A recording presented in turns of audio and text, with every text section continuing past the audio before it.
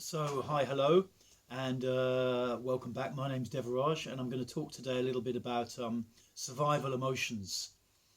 This is part two in a little series of ad hoc kind of videos that I'm making whenever, ideally one a week or one every couple of weeks, just bringing a few ideas from social therapy out into the wider world that it could be of interest to people. I sort of had a bit of internal insight that it's a nice thing to do, and also in a way to promote some of my work.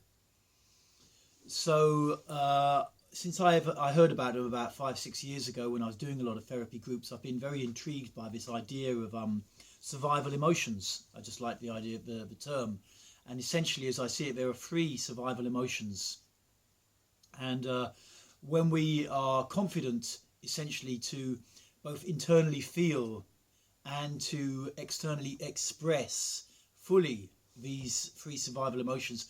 As I see it personally as a therapist, we are basically psychologically healthy. It's really as simple as that. You know, of course, stuff happens in our lives, dramas, and things go wrong, not the way we want them to, and we have emotional reactions, we can have crises. But when these three emotions are internally and externally okay for us, then we will be able to navigate our way through. We will be able to go into the feelings and let them go. We will be able to get the support that we may need to help us, to make us feel good again, and to get our life back in balance. So, essentially, the three survival emotions are anger, pain, and love.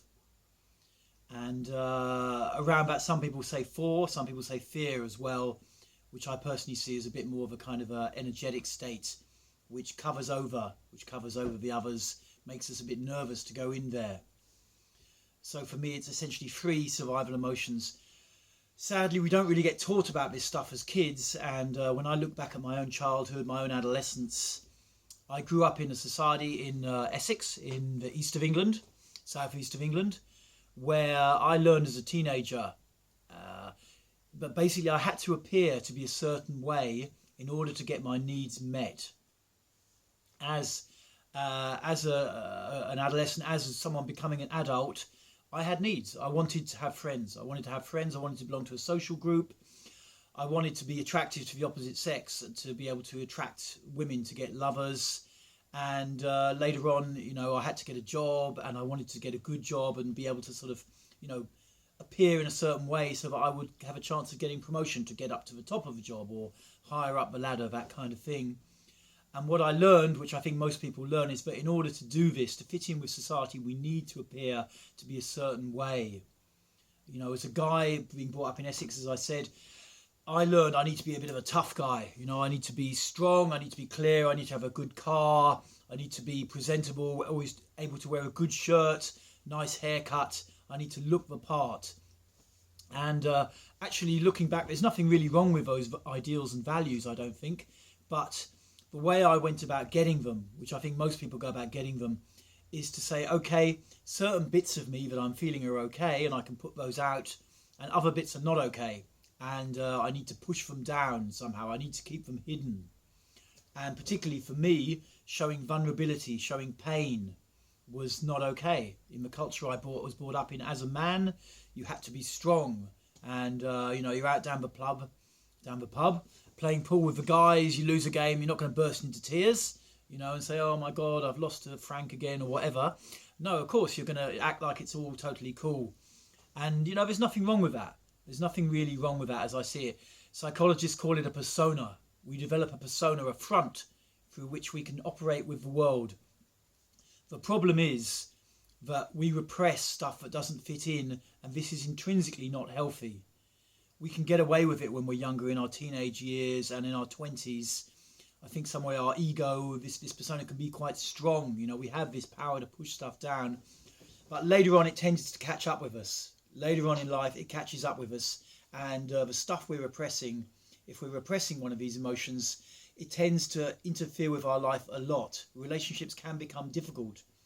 When relationships can go deeper, it's very hard if one person can't allow themselves to feel vulnerability, if they can't receive love, or perhaps they can't be angry, they can't take a position.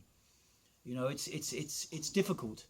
So these three emotions, usually we end up repressing one two, or even all of them to some degree. And a solution essentially is to start to practice expressing. And that's a big reason why I put on workshops, why a lot of other therapists put on workshops, is to create a safe space held by people who are experienced in this area, so that you can go into these survival emotions, particularly those that you are not so adept at feeling. And whether it's pain, whether it's allowing yourself to be vulnerable, to open your heart and to share what's going on inside, or whether it's to be angry, to feel it's okay to take a position, or whether it's love, to be able to give or receive love, all very important qualities. Out there in the world, in psychiatry, they have a huge book like this thick called the DSM, now in its fifth edition, Diagnostic and Statistical Manual, number 5, and it lists literally thousands of individual psychiatric disorders which can be diagnosed. For example, there's now over 120 forms of depression, I was told, separately listed, mostly with some drug intervention that's supposed to be able to deal with them. And if you ask me, the whole of this book could be quite easily rewritten and made a lot simpler if we simply recognised the value of survival emotions, of being able to feel them and being able to express them, being able to put them out. It sounds like a colossal oversimplification, particularly if you're in this industry, but for me it's absolutely the case that what I see in the group room repeatedly and working with people here at Osho Lila, having been over many programs, when someone is confident and feels okay with these 3 emotions, their life is basically okay. Their life is basically okay. So this is what I wanted to get across. And then some of the dramas that people go into, that their minds ask and query about when faced with this idea of expressing these feelings and going into this side if something's been blocked in the past, is, well, essentially what? So then I'm going to be walking down the street and suddenly I'm going to get into a massive rage at someone who steps in front of me. What's going to happen? Or I'm in the post office and someone barges in front of me. Am I going to burst into tears? And no, you're not. Actually, as far as I'm concerned, there's nothing really wrong with having a persona. Many highly developed cultures have a very strong persona. In Southeast Asia, in China, cultures have been going for thousands of years with these huge personas. There's nothing necessarily really wrong with it in human terms, as I see. There's nothing wrong with it. The problem is that when you repress stuff, then basically you cause dis-ease to yourself. It is just not healthy to repress that many feelings. Not for your relationships, not for your body. There's not much hard evidence I'm aware of that it creates long-term medical problems, but I wouldn't be half surprised in the next few years when more research happens that we find out that this is the case, that repressing all this stuff is not healthy. We just get old and stiff and we get not well. So, and essentially when you are confident with expressing these, you don't attract into your life the situations where you could, for example, get bullied. People who are not confident with anger can get workplace bullying or bullied in the relationship, bullied by friends, supposed friends. When we're not confident with pain, when we're not confident to express our vulnerability, it's hard for us to create relationships. It's hard to create deeper and meaningful relationships because when anything gets to a certain depth, we want to get out of there. We don't want to be put in a situation where we could be vulnerable. But once we feel confident with these feelings in the group room, increasingly our life rebalances. So that's the subject of my little talk for today. I hope you've enjoyed watching it. If you'd like to know more about me and my work, I'm online at devaraj.org.uk. I'll put a link when I post this to Facebook or YouTube.